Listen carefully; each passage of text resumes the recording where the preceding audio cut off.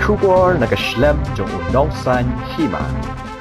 Menteri Rangba Kejelau Konrad ke Sangmau la sya priang burom de jing kentho persya ke sarkar jong u katbau dang don halinti banlai Cherembai East Gentle Hills ha kasi sejan.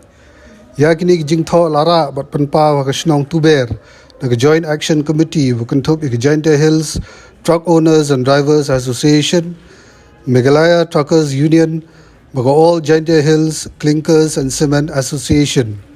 Ke JAC ke lapan pau ke jing dawa ban pentrai kam no mardor ya ke dor balabo do sarkar ha ka bai de bar ka bai kit do bilat nagaliang ke sarkar kala da penbana ke dor bathamai na do ka arpsan tarik unai lor katkum ke dor bathamai ke sarkar kala kedau ba ka bai kit long hapre hinyau tingka do khatwei tingka 10 kilometer shiton ha ki surok rong Pratingka haduk kharatingka shiton 10 kilometer haki sorok mau bat shpautingka haduk kharatingka shiton 10 kilometer haki sorok ndau hagasi sajjan Konrad ulale Cherembai penbu mau nongrem nagbenta benchna ya building bathamai jong Rembai Government Secondary School nolor kata Konrad ulale chakashnong cham kemudian kijaka ke itanat ban kering ki nongle jong kai perthai.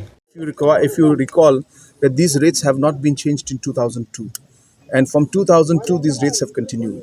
That is the reason why the MDA government very strongly felt that these rates have to be reviewed. And it is this government that took this stand.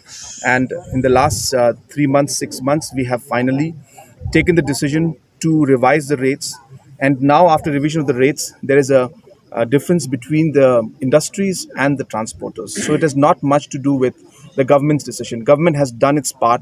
We have gone ahead and we have notified it.